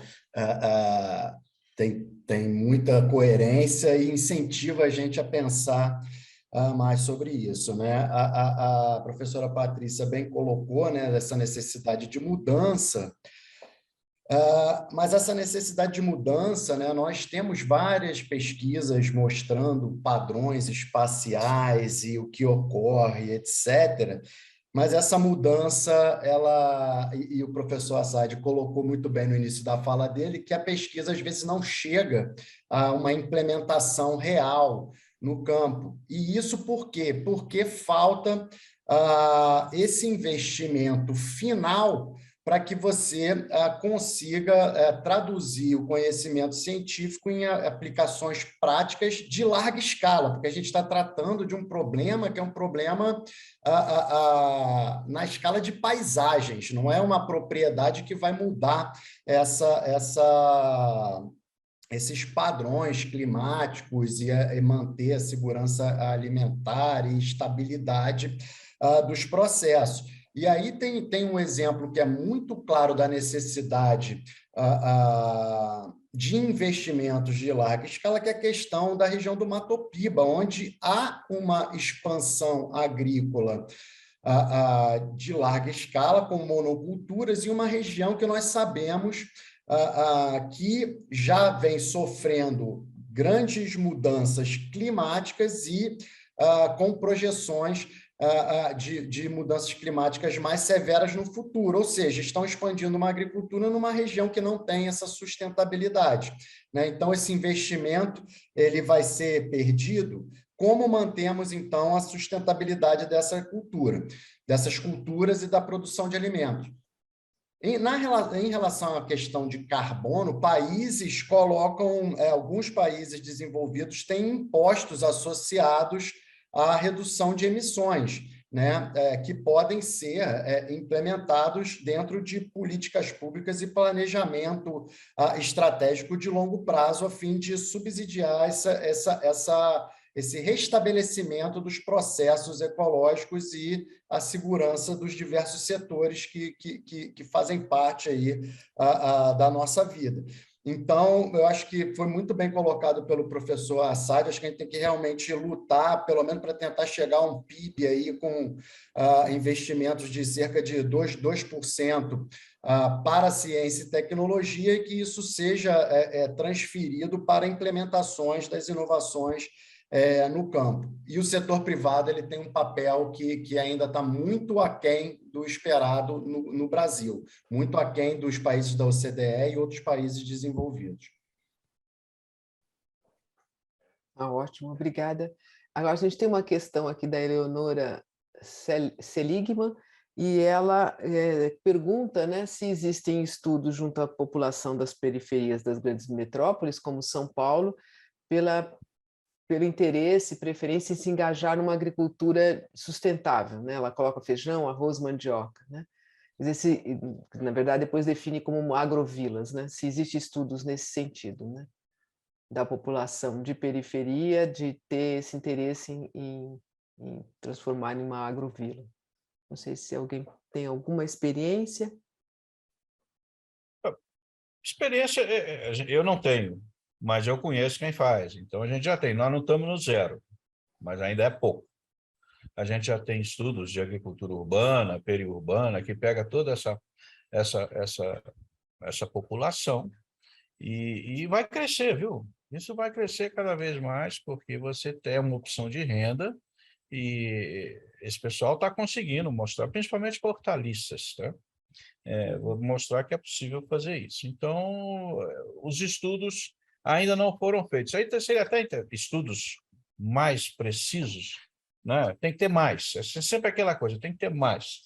Precisam fazer mais, entender melhor isso. Mas é bastante interessante porque também no caso das mudanças climáticas, a gente fica discutindo bastante, não, vamos buscar soluções, adaptação, soluções tecnológicas, etc. Mas a gente precisa colocar o homem no centro dessas pesquisas. Nós estamos fazendo isso para o homem. Então, os impactos na sociedade, os impactos para o homem nessas coisas, e mulher também, tá? Por favor. Eu ia falar que o edital já diz que tem que considerar a questão de gênero, hein? Gênero. Então, a gente tem que fazer esse tipo de pesquisa. A gente discutiu muito isso na Rede Clima, muito, dizendo, olha, não é possível a gente só apresentar, recupera pasto, faz avanço, faz o nexus, né? Água, energia, alimento, e cadê o homem? Cadê os impactos socioeconômicos? Como é que isso reverte para o bem-estar dessas populações? Uma das opções que a gente pode usar é exatamente começar a mexer com isso, já está sendo mexido, já tem. São Paulo está bem na frente. Essa produção de alimentos urbano, periurbano, tem muita gente fazendo horta no teto de edifícios, mas eu acredito que vai crescer. Eu acredito que vai crescer bastante. Mas nós não estamos no zero, mas também não estamos a 100 km por hora, não. Estamos começando. Então, seria interessante uma proposta nessa linha, né?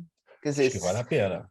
Acho que aí também valeria a pena considerar que, e inclusive, né, agora até aproveitando o gancho da questão de gênero, é importante, porque essa agricultura de periferia, então tem muito relacionado com família, com a mulher, que acaba sendo uma impulsionadora, né? Então, acho que seriam propostas interessantes, né? Não sei se alguém mais quer complementar, o professor Luiz ou a Patrícia hoje. Se eu puder, rapidamente, são poucos estudos, né? Existe um grupo aqui no Centro Tecnológico da Aeronáutica com o professor Wilson, que vem estudando essas questões, e realmente deve ser intensificado, né? Porque isso pode compensar aquelas projeções demonstradas pelo professor Assad, que é na produção de alimentos para a segurança alimentar, e melhorar condições dessas famílias periféricas. Agora, existe um problema que também deve ser estudado, que é a questão da construção de mercados para esse tipo de produtos, né? Pois o custo deles para o consumidor ele é maior, né? Então, existe essa lacuna de conhecimento, não só em relação à produção, qual que é o potencial dessa produção nas circunferências dessas cidades, mas também como essa produção ela pode ser absorvida pelos grandes centros e que esse consumo ele se estabeleça como um padrão, né, de consumo para as populações dessas cidades, né? Então, só para ressaltar essa necessidade não só de entender o potencial da produção, mas a necessidade da construção de mercados para esses produtos. Só para complementar, a gente pode usar como exemplo, e isso seria interessante se alguém se jogasse nessa pesquisa, a cidade de Nova York, que hoje em dia, não sei se vocês sabem, mas ela usa quase todo, por causa dessa questão de você usar produtos para não ter pegada de próximos, a cidade de Nova York, hoje em dia, ela é uma das que tem maior produção que eles chamam da agricultura vertical. E quase toda essa produção vai para o próprio mercado de Nova York, e a partir de um certo momento, da cidade de Nova York, estou dizendo, esse preço que o Luiz falou que de fato inicialmente é mais caro, ele se reduz, assim que a população começa a ser incentivada a comer o produto que é construído na própria cidade. Então, eu acho que essa é uma coisa de justiça social, de ambiental, e a cidade também ganha e fica mais fresca, né? Ela também ganha, ganha no seu entorno, ganha de todas as maneiras. Então, eu acho que precisa de um estudo transdisciplinar que comece com a produção vertical, mas também com como é que a gente cria essas cooperativas, essas cadeias de produção e a sua entrada no mercado. Mas eu acho que é uma possibilidade e que São Paulo podia liderar nisso e depois ser expandido. Então, seria uma produção, inclusive, não só na periferia da cidade, que até existe, mas dentro da própria cidade, usando a sua estrutura um pouco árida, né? Eu acho que se Nova York conseguiu fazer e passa alguns meses com neve e tudo, acho que a gente poderia buscar soluções aqui também. Eu acho que é muito legal, mas eu acho que assim como a outra solução, da outra pergunta, né, de como a gente faz com que a iniciativa privada também entre na solução dos problemas da agricultura, a gente precisa de governança. Isso também passa por como a governança vai atuar para a gente estimular isso, né? Não é só uma questão financeira, é uma questão de governança também, de valorizar esse tipo de sistema, esses sistemas e essas atitudes e tudo mais, né? Mas a pesquisa, eu acho que seria sensacional. Em qualquer escala que ela fosse feita, ela seria inovadora e traria visões de soluções. Muito legal. Temos uma questão aqui do Luiz Fabiano Palaretti. Ele coloca se nessa temática entraria a cobertura do solo com mulching plástico. Eu realmente não conheço esse termo, né? Na vertente de interação com a eficiência de água, do uso de água, nutrientes e emissão de gases. Eu acho que eu não sei quem. Mulch, 100% de acordo. Mulch plástico, há controvérsias.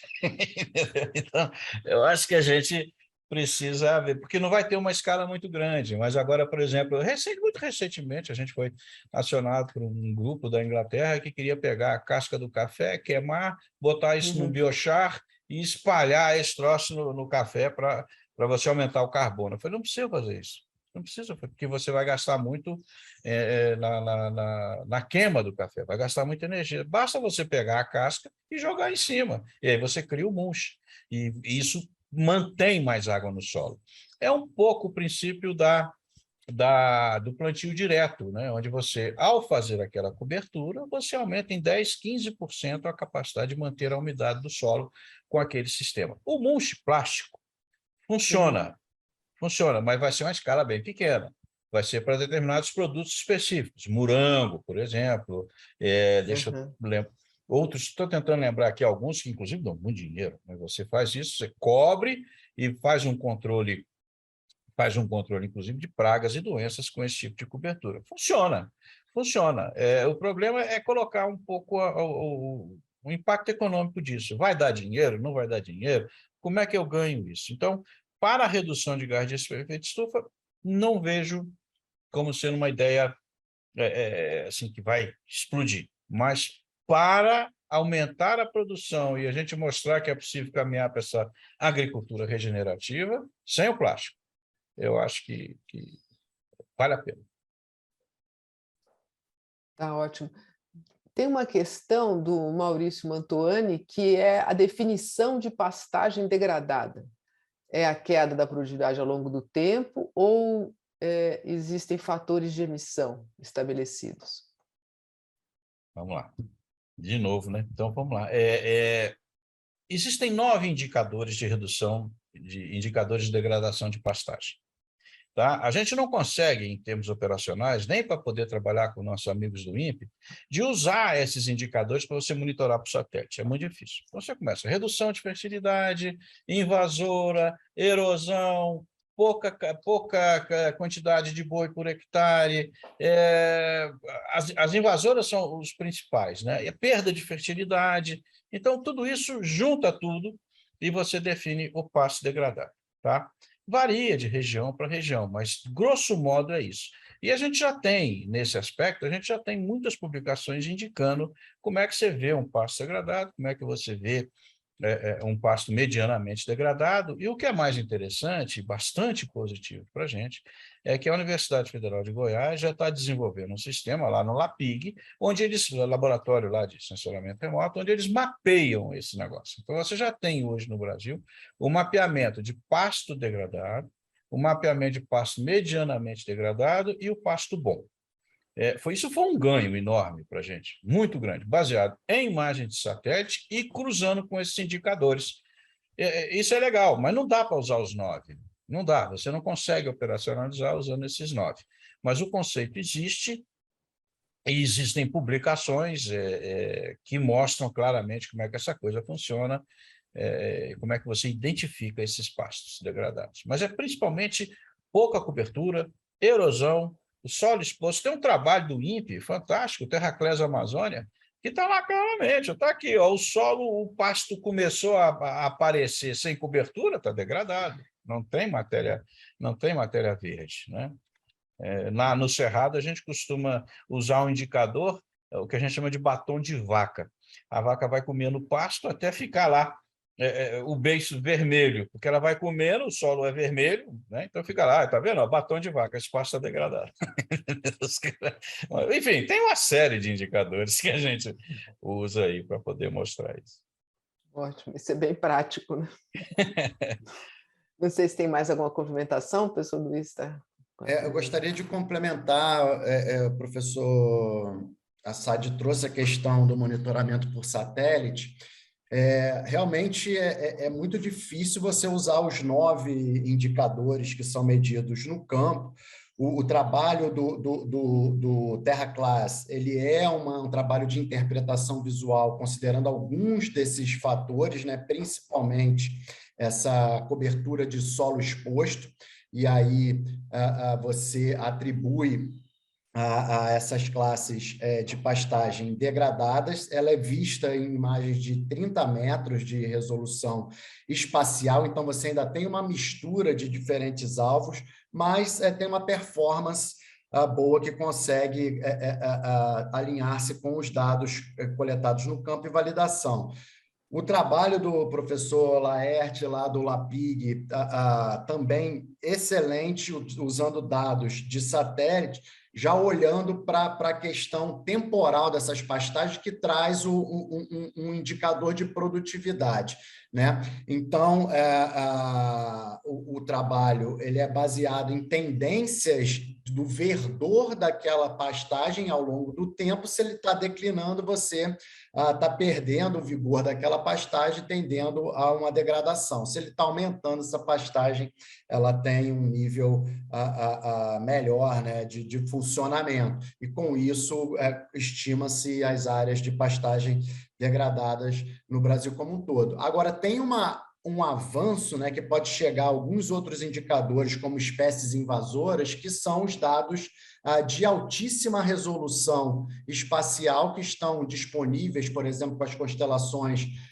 da Planet. Hoje em dia tem dados de drones, né, que a nível de propriedade você consegue melhor identificar, agregando mais indicadores que são visíveis no campo com essas imagens de altíssima resolução, né? Então, tem alguns caminhos para essa definição, mas todos eles levam, a nível de Brasil, a áreas que são parecidas em termos da quantidade de pastagens degradadas existentes e passíveis de intervenções, né? Ótimo. A próxima questão, até vou pedir para a professora Patrícia responder se nessa chamada do projeto é pertinente o uso de recursos hídricos e nutricionais por métodos biotecnológicos, né? Está mais restrito aqui a própria demanda da chamada, né? Eu acho que vai depender um pouco, eu acho uma questão interessante. Eu acho que tanto tem um interesse, que tem a Michele mostrou que existe uma linha do projeto que é inclusive com interação da empresa, que eu não sei se é esse caso, de fazer essa integração com a empresa para ter esse desenvolvimento desses processos biotecnológicos, mas dependendo assim, a questão é um pouco curta, eu não consigo avaliar a extensão do que quer ser feito, mas pode ser de interesse, e eu não sei também se pode ser que o interesse seja em integrar com alguma empresa, e aí teria que fazer dentro dessa quarta linha da chamada de integração com a empresa, mas eu creio que sim, e é uma questão de a gente ter um desenvolvimento maior do tópico para poder ter uma resposta mais definitiva. Mas o desenvolvimento de tecnologias sempre são interessantes para essa questão de mudanças do uso do solo. Ótimo. Obrigada, Patrícia.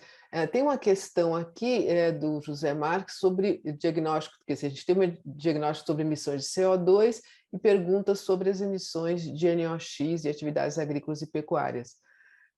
Na verdade, no próprio inventário do SEG de CO2 tem também as emissões, atualmente também tem inventário para emissões de NOx segregado por atividades, e tem a atividade urbana de emissão de veículos, mas a atividade agrícola e pecuária, né? Então, acho que na mesma plataforma você consegue, inclusive com uma resolução atualmente que está por município, né? Não sei se alguém quer complementar, mas eu acho Não, que eu acho que é isso mesmo, Fátima. Tá. O Diogo, ele coloca essa questão dos investimentos, né? Recursos e grandes produtores, né? Investe recursos nesses estudos. Mas questiona se não haveria interesse em esforços maiores para a agricultura familiar, né? Acho que, não sei se eu gostaria de discutir um pouco isso. Vamos lá, é claro. A situação no Brasil hoje ela é muito, muito evidente. Você tem em torno de 500 mil agricultores que respondem por 50% do valor da produção agrícola. 500 mil. E você tem 4 milhões de agricultores, pequenos agricultores, que respondem por 6% do valor da produção agrícola. E estão na linha de miséria. Essa coisa só se resolve com investimento. Curiosamente, olha como é que é o negócio. Olha que interessante. Este ano, o Brasil colocou no Plano Safra 314 bilhões de reais. Então, saiu todo mundo aí cornetando. estou fazendo, vamos melhorar o mundo, vamos. E aí, desses 340, eles dobraram quase que em 100% o investimento na agricultura familiar. Então, são 50 bilhões para a agricultura familiar. 170 bilhões para os grandes produtores. Então, você já começa. 500 mil recebem 170 bilhões. 4 milhões recebem 50 bilhões. Então, já começa aí a distorção. O problema é que os grandes produtores conseguem acessar esse recurso. O pequeno produtor, não. Existe um negócio chamado Declaração de Aptidão ao PRONAF, que depende absolutamente da sua condição ambiental. Então, a gente tem feito alguns estudos aqui e acolá, e temos visto, por exemplo, um município no Mato Grosso tem 1.000 pequenos produtores. Desses, 37 têm essa declaração. Então, dos 1.000, 37 acessam esse dinheiro do plano Safra. 37. Olha que coisa impressionante. Enquanto que nos outros, quase 100% atinge o dinheiro. Então, nós temos aí alguns problemas que precisam ser resolvidos antes da gente começar a falar em dinheiro. Recentemente perguntaram, não, então o que faz? Temos que aumentar o nosso exército de agrônomos? Eu falei, não, temos que aumentar o exército de advogado. O que o pequeno produtor está precisando é de advogado, para explicar para ele como é que ele faz para acessar esse negócio, como é que ele faz para ter esse DAP, que a gente chama de DAP. Tá? Se ele não tiver isso, ele não acessa o dinheiro. Então, é bom, dobrou o valor, precisa dobrar de novo, precisa de mais dinheiro, mas antes disso nós temos que ensinar esses pequenos produtores a resolver as questões ambientais que eles têm. Acho que o professor Luiz quer complementar, né? Puder, é um tema de extrema importância, porque ele conecta-se diretamente com a questão das mudanças climáticas e o efeito do uso da terra nessas modificações do clima regional. Diversas pesquisas já demonstraram que a maneira com que você desmata, ou a maneira da configuração atual da terra, principalmente na Amazônia, ela difere em termos de impactos climáticos. A gente, num dos estudos, demonstra que áreas de grande extensão de desmatamento, principalmente para commodities, elas alteram muito mais o clima regional do que áreas para agriculturas em menor escala. Então, diretamente, você fomentando o avanço dessa agricultura familiar, você tende a causar menos danos ambientais. E, para isso, necessita também uma política e informação científica para isso, né? Porque você tem toda uma questão da regularização fundiária que dificulta com que essas pessoas de menor capacidade financeira acessem a esses créditos, e existe uma necessidade de entendimento dos grandes produtores de que existe uma dependência climática do seu negócio e que, em algumas regiões, determinadas regiões, de uma forma planejada, compensa você utilizar outro tipo de agricultura para a manutenção dessas agriculturas de maior escala. Então, é uma questão de processos e feedbacks que tem toda uma questão legal que deve ser solucionada. Ótimo. Agora, essa pergunta é especificamente aí para o professor Luiz. A Virgínia pergunta, né, ela destaca, né, que é preciso observar... o professor Luiz Aragão destaca que é preciso observar a região do Mato Piba, né, para modificar estrategicamente o manejo do solo e da agricultura, de uma região que pode ser o ponto de desenvolvimento de cadeias produtivas de diversas variedades de grãos, sementes e frutas, né? Então, complementando um pouco, né, essa importância, né, com relação à região do Mato Piba. Não, com certeza.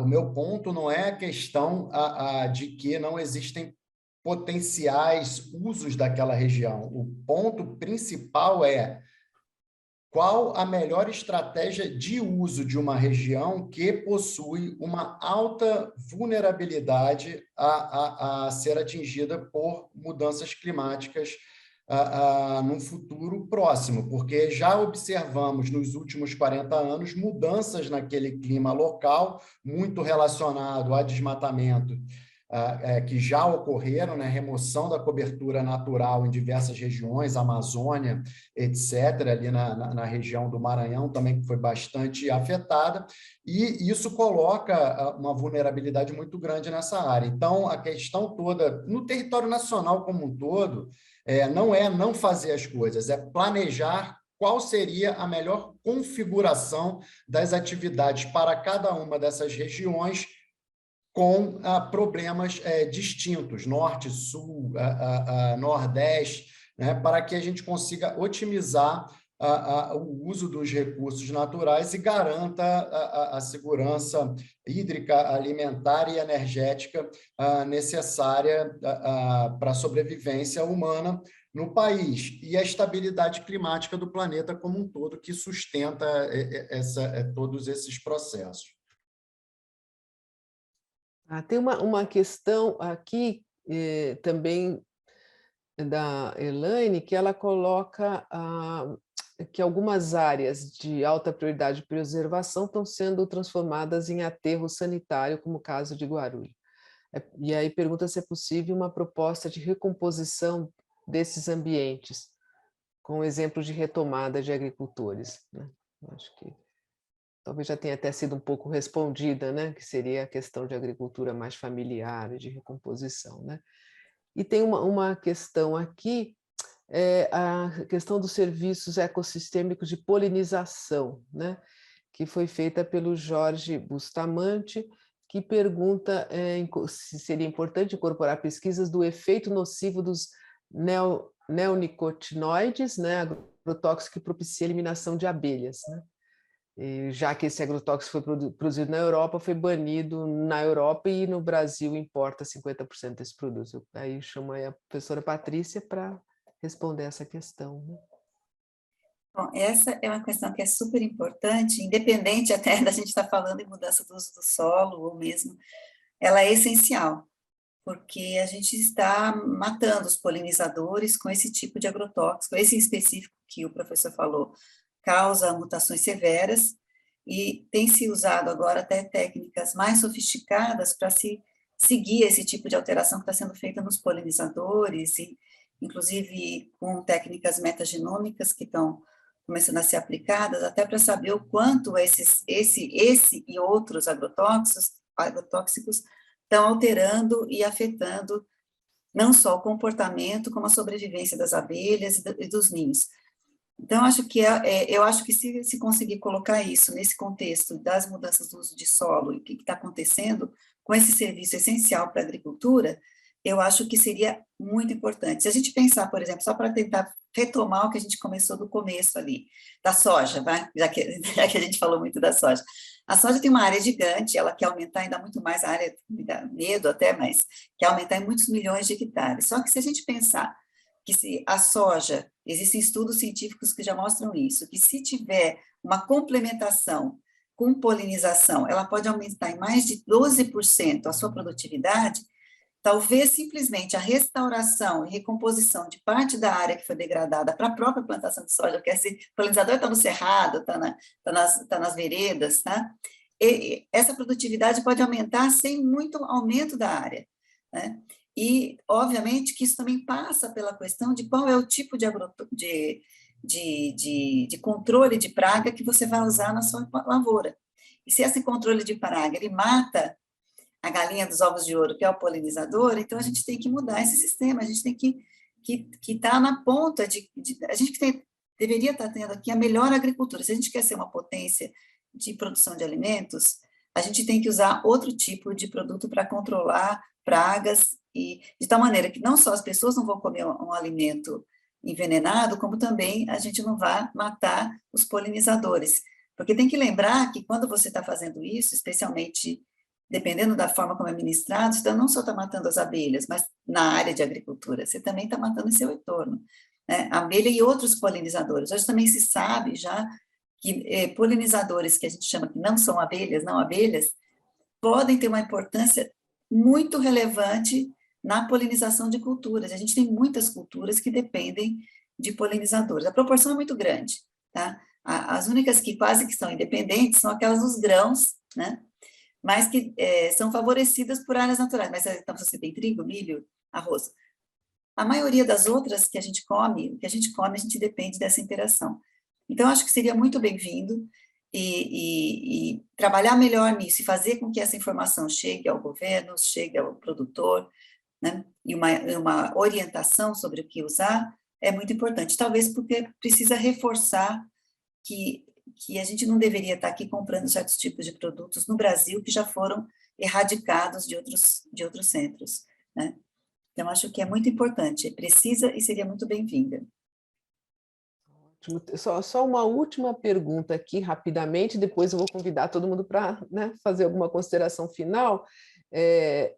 Aqui da Lucila Magalhães, ela pergunta sobre o reaproveitamento dos subprodutos da mineração, né, para potencial de sequestro de carbono, redução de emissão no transporte, né, e isso como remineralizadores no solo e na agropecuária, né?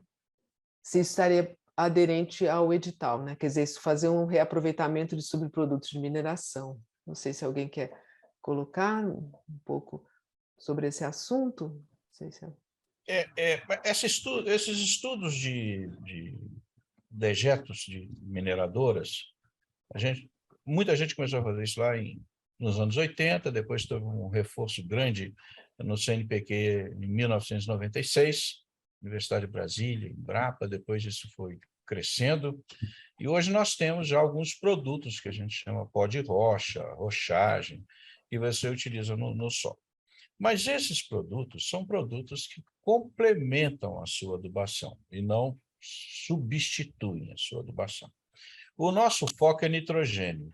O grande emissor de gás de efeito estufa dos combustíveis sintéticos é o nitrogênio. Então, a gente tem que tentar reduzir, minimizar o aporte de nitrogênio nessas lavouras. Uma das soluções é a fixação biológica de nitrogênio, que tem mostrado ser muito eficiente, a gente tem crescido muito com isso. O Brasil deve ser um dos países do mundo que mais utiliza a fixação biológica. Agora, usar esses mineralizadores para reduzir a emissão, eu tenho um pouco de dúvida, não foi medido ainda. Se você tira o NPK e coloca o mineralizador, se você vai ter uma produtividade alta e se você não vai continuar dependente do nitrogênio. Então, isso precisa ser pesquisado, sim, é preciso botar mais número nisso para a gente poder entender, porque às vezes a gente pode estar aí comprando gato por lebre, né? E eu, particularmente, eu incentivo muito, muito o uso dessas bactérias fixadoras de nitrogênio, porque o nosso alvo é esse é o grande problema que nós temos nas emissões na agricultura pelos fertilizantes sintéticos. Ótimo. Bom, eu acho que a gente agora poderia, então, fazer um fechamento, já que a gente está próximo do horário. Eu volto a lembrar que a gravação estará disponível a partir de amanhã, né? A partir de amanhã já é possível rever esse evento, esse webinário, no YouTube da FAPESP, né? E aí eu faço assim, um convite, né, para os panelistas para fazerem aí uma consideração final. Eu convido a professora Patrícia. Agradeço muito, Fátima. Eu acho que eu vou deixar o tempo, que a gente tem pouco, para os nossos convidados.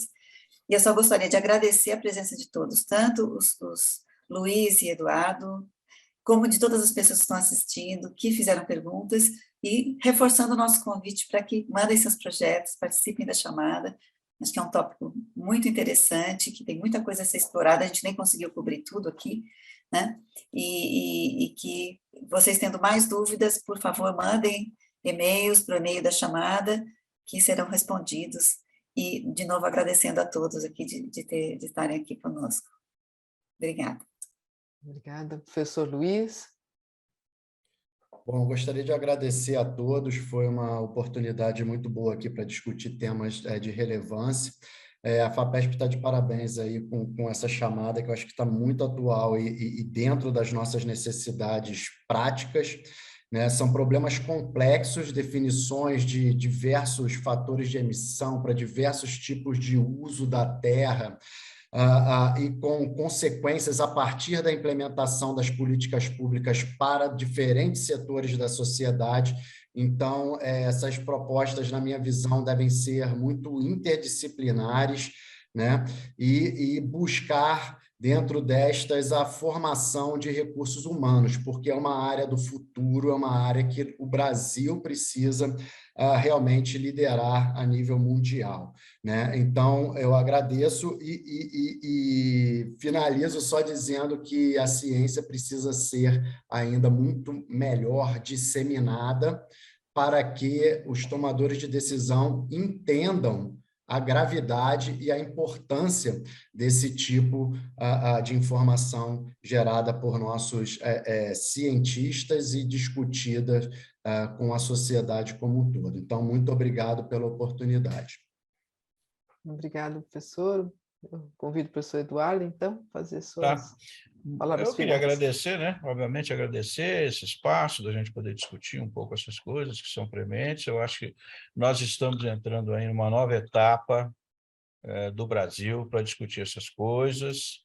A gente já chegou à conclusão que a Terra não é plana, a gente já chegou à conclusão que a gente precisa de fazer investimento em pesquisa, ciência, tecnologia, avançar nisso. Nós temos um corpo de pesquisadores e cientistas da mais alta competência. Eu lembro bem, alguns anos atrás, nós éramos pouquíssimos, não enchia um fusquinha.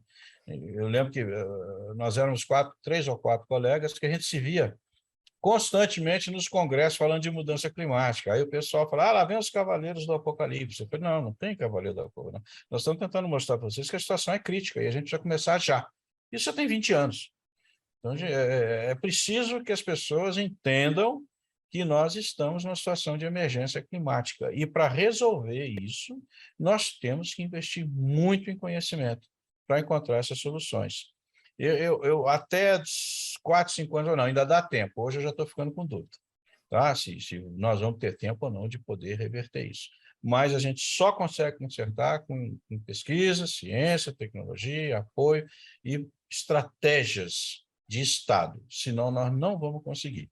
Mas muito bom o que a FAPESP está fazendo e vamos em frente, vamos continuar incentivando e buscando botando essa meninada aí para trabalhar, fazer os projetos, nos questionar cada vez mais para a gente poder avançar. É isso. Só vou fazer obrigado. um comentário, agradecendo aqui, lembrar que a gente vai fazer uma discussão da COP27, né, Fátima? Sim, logo mais, daqui 2 semanas, eu acho, 3 semanas. Então, vocês são convidados também, porque vários dos tópicos vão ser tanto quanto destrinchados sobre a perspectiva do que foi ponderado na COP27, que está ocorrendo agora. Então, fica o convite também do programa para vocês participarem.